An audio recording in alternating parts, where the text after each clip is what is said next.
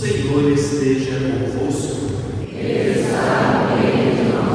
Proclamação do Evangelho de Jesus Cristo segundo João.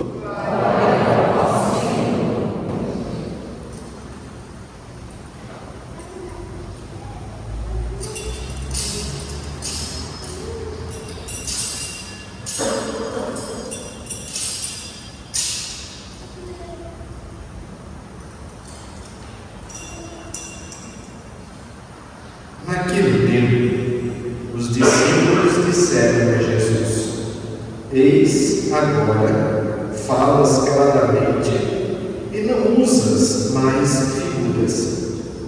Agora sabemos que conheces tudo e que não precisas que alguém te interrogue. Por isso cremos que vieste da parte de Deus. Jesus respondeu: Credes agora?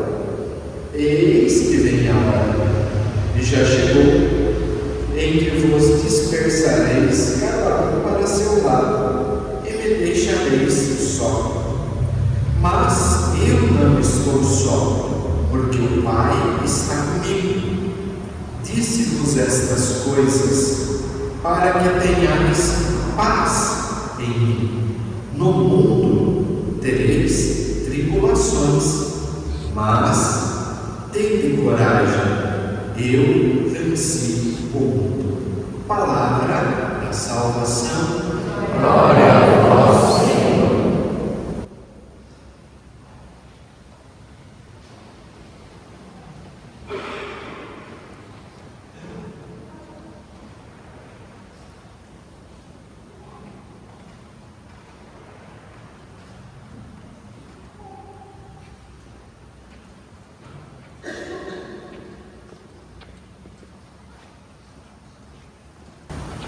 Esta semana é a semana de oração pela unidade dos cristãos, em comunhão com a Igreja no Brasil.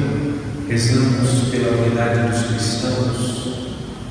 Hoje celebramos o quarto dia da novena do Espírito Santo. Nos preparamos para a solenidade de Pentecostes, celebrando a novena. Estamos neste ano meditando sobre a presença do Espírito Santo na história da salvação. Antes de meditar o tema do quarto dia, uma rápida meditação sobre a liturgia da palavra desta segunda-feira da 7ª semana da Páscoa. O livro dos Atos dos Apóstolos descreve a cena do derramamento do Espírito Santo sobre os apóstolos. Descreve, portanto, o dia de Pentecostes, quando o outro paráclito foi derramado sobre a igreja. No entanto, aquilo que nós encontramos no capítulo 2 do livro dos Atos dos Apóstolos, a cena de Pentecostes, a graça que os apóstolos viveram na sala do cenáculo, ela se prolonga durante todo o livro dos Atos dos Apóstolos. Lendo o livro dos Atos dos Apóstolos, nós encontramos repetidamente a mesma cena que encontramos no capítulo 2, isto é, o Espírito Santo sendo derramado sobre os corações. Hoje nós encontramos na liturgia da palavra, no capítulo 19 do livro dos Atos dos Apóstolos, o Espírito Santo sendo comunicado aos cristãos que estão em Éfeso. São Paulo, pregando o Evangelho, pergunta se eles conheciam o Espírito Santo. O Espírito Santo era desconhecido pelos homens de Éfeso. São Paulo pergunta: qual batismo vocês receberam? Eles receberam o batismo de João Batista. O próprio texto explica que o batismo de João Batista era um batismo de penitência, de conversão. E o texto diz que São Paulo ele administra o batismo em nome de administrar o batismo em nome de Jesus significa que São Paulo está conferindo o sacramento que Jesus instituiu. Jesus instituiu o sacramento do batismo quando ele desceu as águas do Rio Jordão, e no seu batismo Jesus santifica as águas do santo batismo, instituindo o seu batismo que nós recebemos na pia batismal. E quando eles receberam o batismo de Jesus, em nome do Senhor Jesus, eles receberam o Espírito Santo. Aquela mesma graça que os apóstolos receberam na sala do cenáculo, os homens de Éfeso estão recebendo. Isso significa que aquela graça que os apóstolos receberam, ela não ficou restrita ao grupo dos 12. Ela se prolonga pela história. Nós recebemos a mesma graça no dia do batismo, no dia da celebração do sacramento da confirmação. Essa graça foi reavivada nos nossos corações e ela continua sendo derramada sobre os homens e mulheres. Nós podemos contar com o Espírito Santo como os apóstolos puderam contar. Nós podemos contar com a mesma graça que os apóstolos contaram. O Espírito Santo, ele continua atuante, como nós meditamos no primeiro dia da novena. O Espírito Santo, ele não atuou tão somente na sala do cenáculo no dia de Pentecostes. O Espírito Santo continua atuando. O Espírito Santo continua realizando as suas obras. O Espírito Santo é Deus. Deus está vivo. E vivo está o Espírito Santo entre nós, realizando as maravilhas de Deus. Chamo mais uma vez a atenção. O espaço sagrado nos remete à sala do cenáculo. Estavam presentes na sala do cenáculo a Virgem Maria, a imagem de Nossa Senhora. Estavam presentes os apóstolos, a imagem dos dois grandes apóstolos, São Pedro e São Paulo. É a graça de Pentecostes se perpetuando pela história até a vinda de Cristo. A graça de Pentecostes que é derramada cada vez que nós cristãos nos reunimos e pedimos: vem Espírito Santo e renova a face da terra. Ele renova. O Espírito Santo renova todas as coisas. Ele faz nova todas as coisas. O Evangelho é a continuação do discurso da despedida de Nosso Senhor, que estamos meditando há alguns dias. Hoje Jesus, já prevendo a sua hora, prepara os discípulos para a grande tribulação que eles viverão. Os discípulos vão acompanhar a prisão, a paixão e a morte de Nosso Senhor. E Jesus prepara os discípulos, dizendo: no mundo tereis tribulações, mas tenham coragem, eu venci o mundo.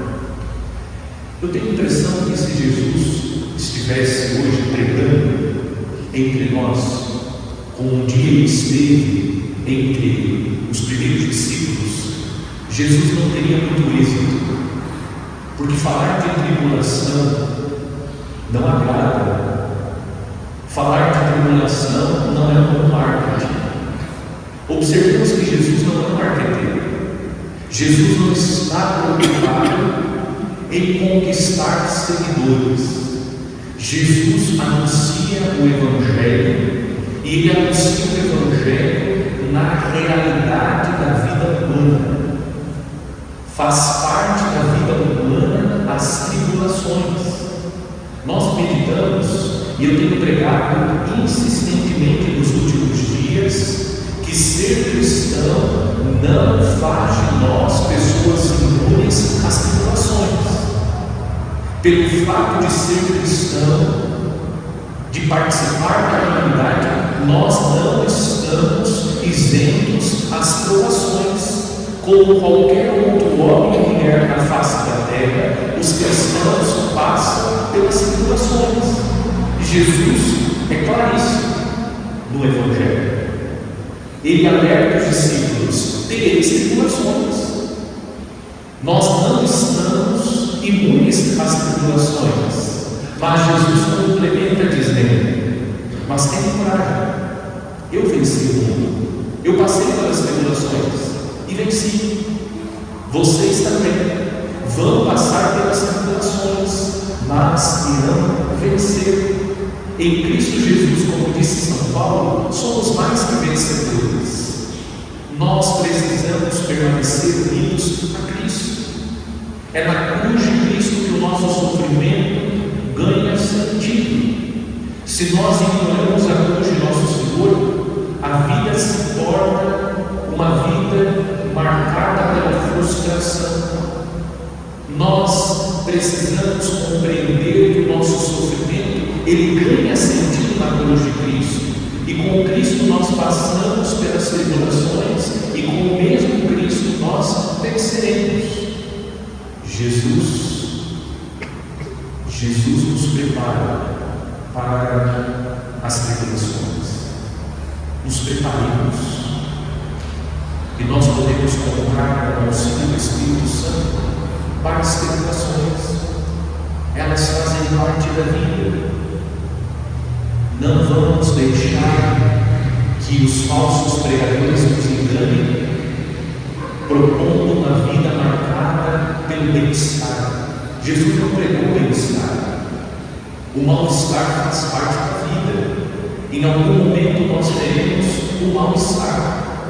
O mal-estar do desemprego, o mal-estar da doença, o mal-estar do conflito no seio da família, o mal-estar da morte de um ente querido, o mal-estar das dificuldades próprias dessa vida, como a violência, a incompreensão, a perseguição. Isso faz parte da vida, mas nós venceremos permanecendo em Cristo Jesus. Peçamos hoje a Deus nesta Santa Missa a graça de permanecer em Cristo, de permanecer unido a Cristo, que nós não nos esqueçamos, porque é uma grande tentação que nós sofremos quando aparecem no caminho as pedras. Nós temos a tentação de pensar: por que estou passando por isso? O que fiz? Existem tantas pessoas ruins na face da terra, por que isso está acontecendo comigo? Eu procuro fazer o bem, eu procuro ser generoso, eu busco fazer caridade, eu procuro viver fielmente a minha fé, comungando Jesus na Eucaristia, rezando todos os dias o meu terço, participando da Santa Missa, servindo na minha comunidade. Por que tudo isso está acontecendo comigo? Por que todas essas coisas estão acontecendo na minha casa? O que fiz para merecer essas coisas? É tentação. É tentação. É o inimigo querendo nos colocar contra Deus. É o inimigo dizendo: está vendo? Quanto mais você reza, mais a assombração aparece. Quanto mais próximo de Deus, as suas dificuldades são maiores. Quando você estava distante de Deus, quando você não estava envolvido com a comunidade, quando você não rezava com fidelidade, essas coisas não aconteciam. Veja o seu vizinho, ele não tem a Deus, ele prospera, só felicidade, os filhos não ficam doentes, a prosperidade na casa do vizinho é uma coisa impressionante. Tentação, é o inimigo querendo seduzir para que você abandone o caminho de Deus, porque Jesus disse que nós teremos tribulações.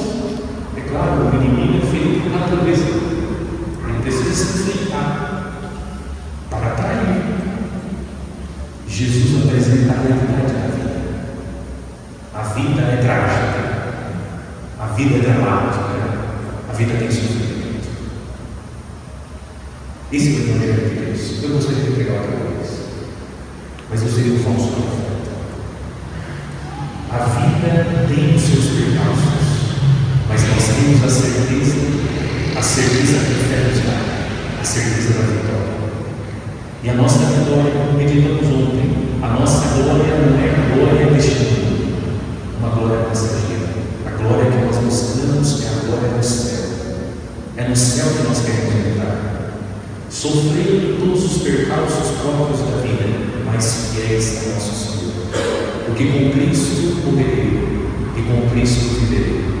Com Cristo sofrerei, com Cristo vencerei. Esta é a nossa fé. Essa é a fé católica. Porque infelizmente, até mesmo hoje dentro da igreja católica, as pessoas estão pregando o evangelho do bem-estar.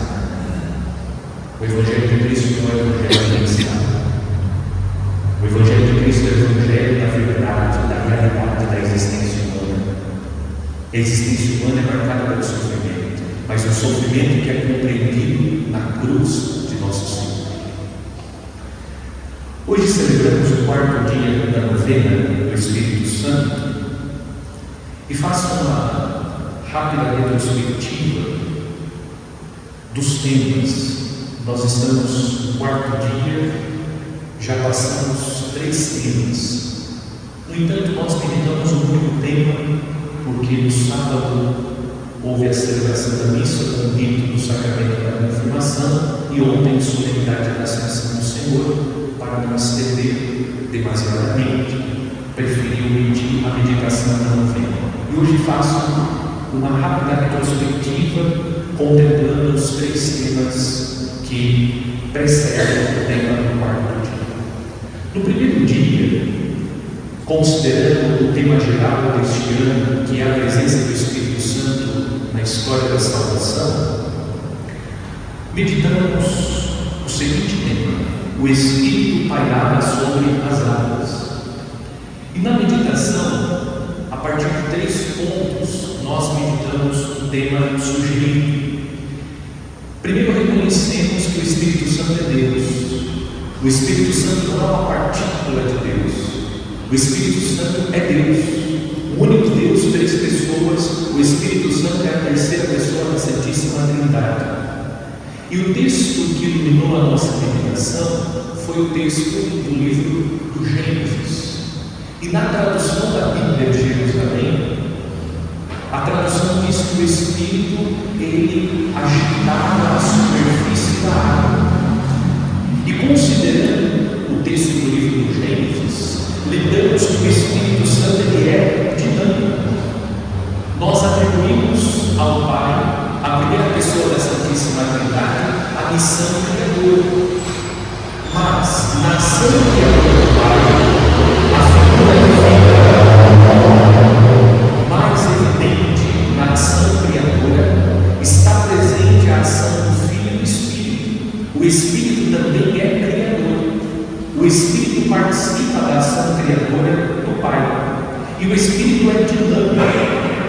O Espírito Santo de Deus é criativo. Nós precisamos nos abrir a esse Espírito que é dinâmico. O Espírito Santo ele está atuando. E nós somos convidados a abrir, durante a novena especialmente, as portas do nosso coração para que o Espírito Santo que está em nós possa realizar a sua obra. A sua obra criadora. Não só o Espírito cria, como o Espírito Santo também cria. Porque nós precisamos frequentemente ser recriados por Deus. Deus vem com o seu Espírito Santo fazer de nós criaturas novas. O Espírito Santo nos cria e nos recria. E nós também lembramos que somos templos do Espírito Santo. Esse Espírito Santo de Deus não está distante de nós, ele está em nós. No dia do batismo foi infuso em nós o Espírito Santo. E dele nos tornamos morada, habitação. Podemos contar com a assistência do Espírito Santo, esse Espírito que é criativo. Como nós precisamos de criatividade?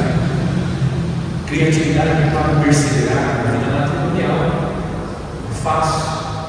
A vida precisa ser reinventada cotidianamente.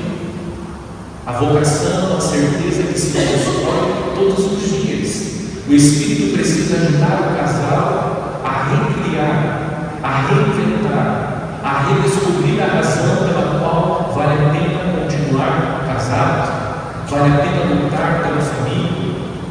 E assim, nas nossas atribuições e ocupações, como nós precisamos da criatividade do Espírito Santo.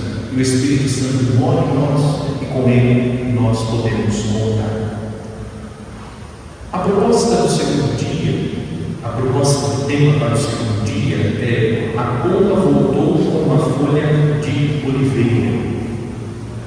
E eu gostaria de destacar, primeiro, o tema se refere ao livro de Gênesis, a cena do dilúvio.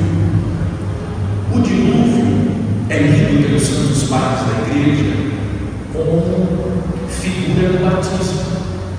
Deus não provocou o dilúvio para punir o homem. Nosso Deus não é um Deus carrasco, que quer a morte do homem. O nosso Deus é o Deus que quer que nós tenhamos vida. Quando Deus provoca o dilúvio, Deus quer a purificação do homem corrompido pelo pecado. Deus quer purificar a humanidade. Por isso o dilúvio é visto como figura do batismo. Nas águas do santo batismo nós somos purificados. E como Deus fez para salvar a humanidade? Purificando-a através do dilúvio. Deus pediu que Noé construísse a arca. A arca é figura da igreja, onde nós, pelo batismo, somos acolhidos. E acolhidos na arca, que é a igreja, nós atravessamos o mar da vida para chegar à outra margem, que é o céu. Nós precisamos da barca segura, para que, cuidados na barca, que é a igreja, nós consigamos atravessar a outra margem e entrar nas alegrias dos céus. E por fim, Noé é a figura de Jesus Cristo. Noé é o homem justo, aquele pelo qual Deus salvou uma porção da humanidade no dilúvio. A vida é mantida graças a Noé, que ouviu a voz de Deus. Sendo ele um homem justo, ele acolheu o pedido de Deus, construiu a arca, e na arca a sua família foi abrigada e a vida foi preservada.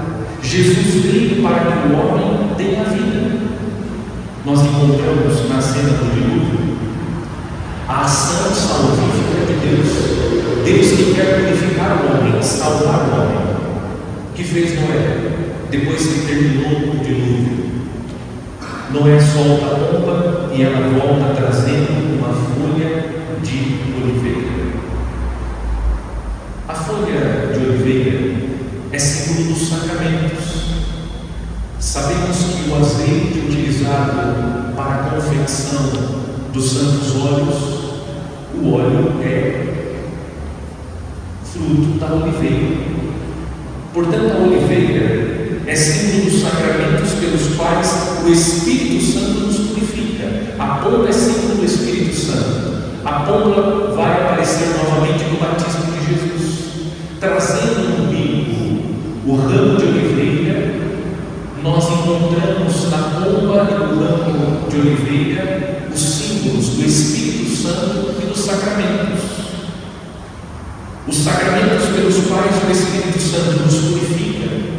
Nas águas do santo batismo nós somos purificados e antes somos ungidos com o óleo dos catecúmenos, e depois de receber as águas do santo batismo nós somos assinalados com o óleo do santo Cristo. Somos consagrados a Deus. Os sacramentos também nos fortalecem. A unção dos enfermos fortalece o fiel que está doente. Fortalece para que ele permaneça unido a Cristo e fortalece para que ele possa viver fielmente a sua peregrinação sobre a face da terra, mantendo-se fiel ao nosso Senhor mesmo na dor, e assim entre nas alegrias dos céus. Os sacramentos também proporcionam a nós alimento. Pelos sacramentos nós somos alimentados, especialmente pelo sacramento da Eucaristia. Embora o óleo não esteja presente diretamente no sacramento da Eucaristia, é pelo óleo que o sacerdote é confeccionado. Quando o sacerdote é ordenado, as suas mãos são ungidas com o óleo do Santo Cristo. E as mãos que foram ungidas no dia da ordenação são elas que confeccionam a Eucaristia. É o Espírito Santo através do óleo. O óleo usado para a unção das mãos do sacerdote é o mesmo Espírito confeccionando o sacramento que nos alimenta, sobretudo, que é o sacramento da Eucaristia. Os sacramentos também nos orientam, e especialmente o sacramento da confissão. Quando pecamos, caímos, nos aproximamos do confessionário para receber o perdão de Deus. E pelo perdão de Deus a nossa vida é reorientada. Novamente somos orientados para Deus, seja pela absolução que recebemos, pelos conselhos dados pelo confessor, nós somos orientados ou reorientados para o caminho do Senhor, para permanecer no caminho de Jesus. Vejam quantas graças nós recebemos através do Espírito Santo, sobretudo pelos sacramentos que acontecem, que são realizados pela noção, pela ação do Espírito Santo. É o Espírito Santo que perpetua, que prolonga na história a obra salvífica de Cristo, que acontece sobretudo pela celebração dos sacramentos. Eu digo e repito, é bom ser agora. Quanta graça nós temos! Quanta graça! A proposta do tema do terceiro dia é: a sarça ardia, mas não se consumia. A sarça que queima, aquela sarça encontrada por Moisés no livro do Êxodo, capítulo 3, que queima, mas não se consome, é símbolo do amor de Deus que não se apaga. O amor de Deus é um amor que não se apaga. O amor de Deus está sempre aceso. Aceso está o amor de Deus por cada um de nós. Santo Agostinho, meditando sobre a Santíssima Trindade, disse: o amante é o Pai, o amado é o Filho e o amor é o Espírito Santo. Portanto, a sarça ardente, símbolo do amor de Deus, é símbolo do Espírito Santo. Esse Espírito que é fogo, como nós rezamos e cantamos, o Espírito Santo é fogo. Ele é o fogo de amor que transforma, purifica e aquece. Esse é o Espírito Santo. Ele é o amor de Deus, ele é o próprio Deus que nos aquece. Tantas vezes nós nos encontramos frios, tantas vezes nós nos encontramos impuros, e o fogo tem o poder de purificar e de aquecer, e aquecendo, o fogo tem o poder de transformar. Esse é o Espírito Santo, essa sarça ardente que queima, e o Espírito Santo é esse fogo que nos purifica, que nos transforma e que nos aquece. Quando estamos frios na vida da fé, quando nós estamos frios, nos sentimos fracos na fé, podemos recorrer ao Espírito Santo, que é esse fogo. E a ação do Espírito Santo, fogo abrasador, é uma ação que não agride, não destrói, não é um fogo destruidor, mas faz nova todas as coisas, renova o que era velho, purifica o que é impuro, transforma aquilo que precisa ser transformado. Este é o Espírito Santo como sarça ardente. Chegamos ao quarto dia, que é o tema desta noite. A proposta de tema é a seguinte: ouviu-se o murmúrio de uma brisa ligeira. Esse texto é extraído do livro dos Reis. É a cena do encontro do profeta Elias com Deus no monte. Elias está passando por um período difícil no seu ministério profético.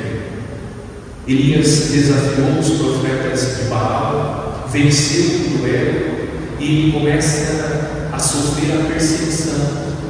Acabe persegue o profeta Elias. O profeta Elias passou antes da experiência com Deus no monte por um período de depressão.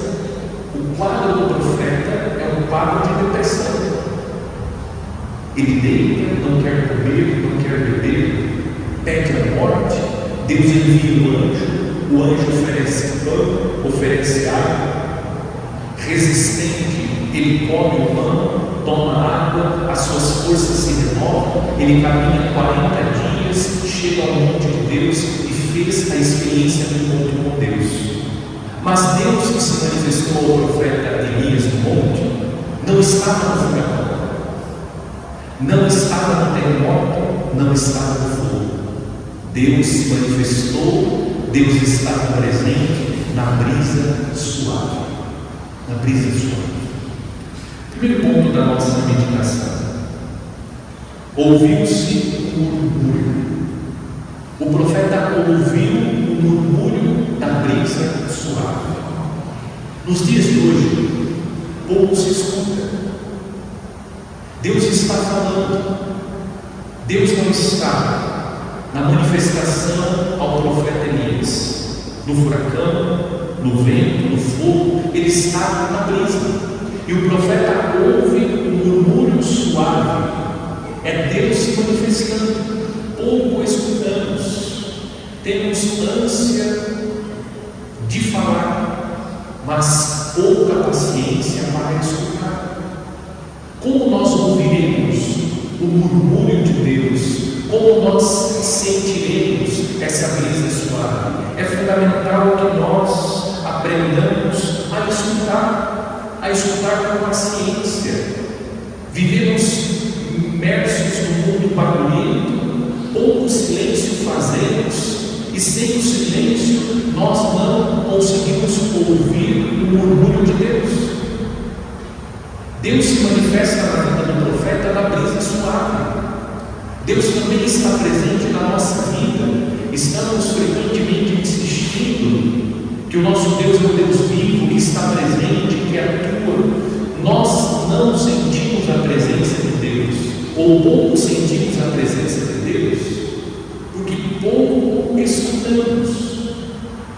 Falta para os cristãos o silêncio, a paciência, para que possamos experimentar essa brisa suave, para que consigamos ouvir o murmúrio de Deus. O silêncio é fundamental para a nossa vida espiritual. É preciso dizer, infelizmente na igreja nós não estamos fazendo silêncio. Nós estamos entrando na igreja como se estivéssemos na padaria, no supermercado, como se estivéssemos no shopping, na feira livre. Perdemos. Mas quem está perdendo somos nós. Porque o espaço sagrado é o lugar por excelência que favorece o nosso encontro com Deus. Mas se nós continuamos tendo no interior da igreja o mesmo comportamento que temos na fila do mercado, dificilmente nós vamos conseguir sentir essa brisa suave, ouvir o murmúrio de Deus. É preciso aprender a fazer silêncio. Nós estamos muito barulhentos. Nós estamos imersos muito barulhento. E nós associamos. Nós estamos vivendo a nossa vida como o mundo está. O mundo está barulhento, nós estamos barulhentos, nós estamos vivendo do jeito do mundo. É preciso buscar o recolhimento, o silêncio, para que nós possamos fazer a mesma experiência do profeta. Esta é a primeira advertência que hoje nós recebemos de Deus pela novena. Deus está falando, mas nós corremos o risco de não ouvi-lo, porque Deus murmura. Deus não fica gritando. Deus está murmurando. E Deus está falando, mas nós estamos envolvidos pelo barulho desse mundo. Ou ouvimos o que Deus está dizendo. Segundo, Deus se manifesta na brisa leve. O murmúrio, a necessidade de educar a nossa audição. Mais do que essa audição, é a audição do nosso coração.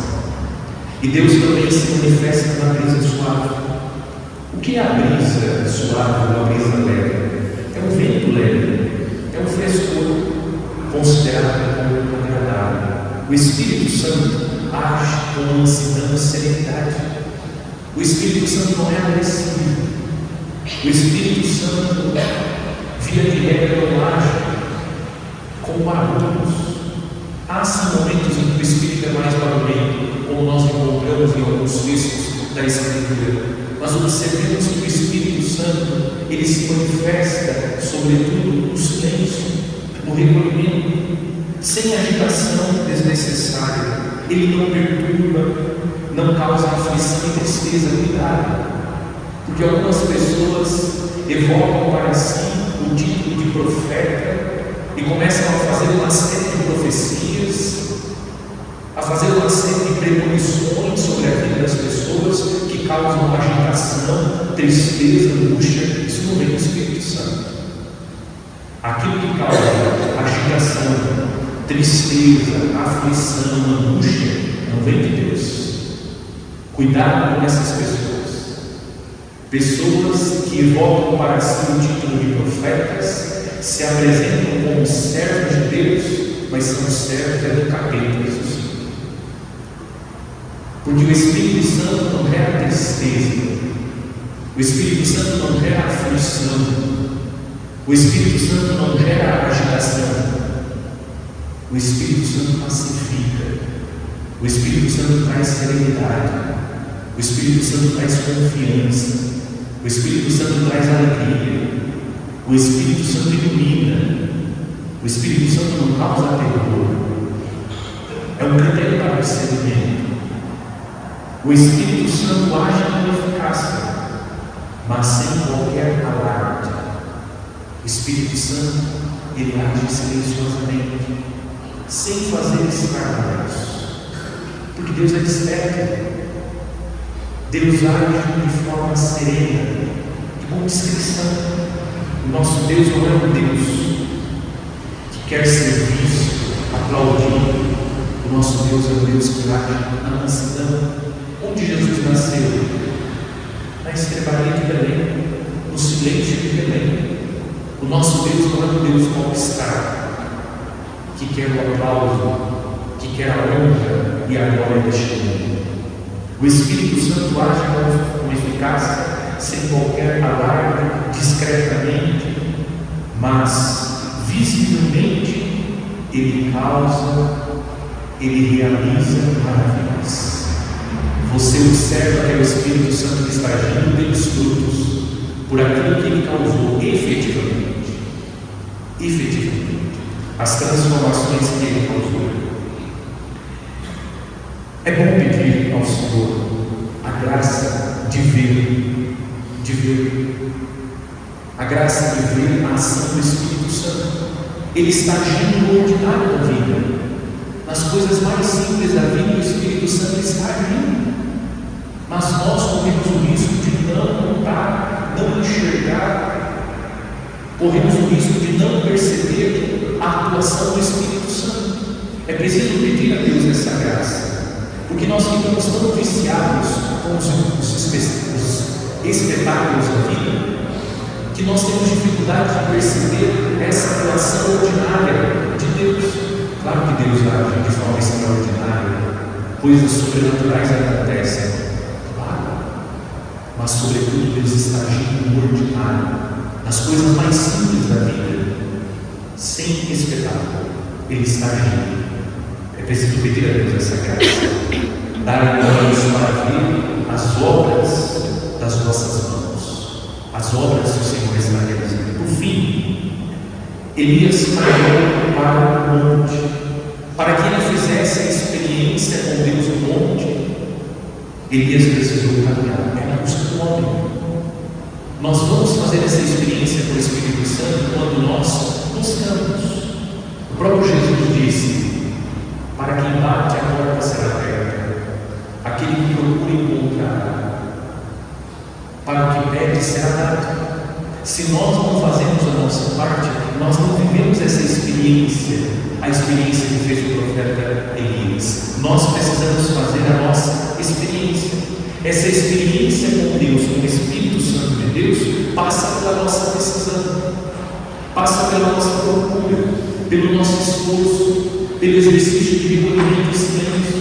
Se nós não nos esforçamos, não fazemos a nossa parte, nós corremos o risco de não fazer essa experiência, porque o Espírito respeita a nossa liberdade. Vamos pedir a Deus a graça para ouvir, para enxergar, para perceber essa presença suave do Espírito, para sentir a brisa suave que revela a presença do Espírito Santo entre nós, para que nós possamos ouvir o murmúrio de Deus que está entre nós. Deus está presente, mas nós podemos estar distraídos e por isso não percebemos a sua presença entre nós. Que o Espírito Santo, que a Virgem Maria, nossa Mãe, nos ensine a ser dócil ao Espírito Santo. O Espírito que é doce e hospitalário, que os apóstolos intercedam por nós, e pela intercessão dos apóstolos, nós possamos fazer a experiência que fez o profeta, sentindo a brisa suave, a presença do Espírito Santo, e ouvindo o murmúrio de Deus, esse Deus que está falando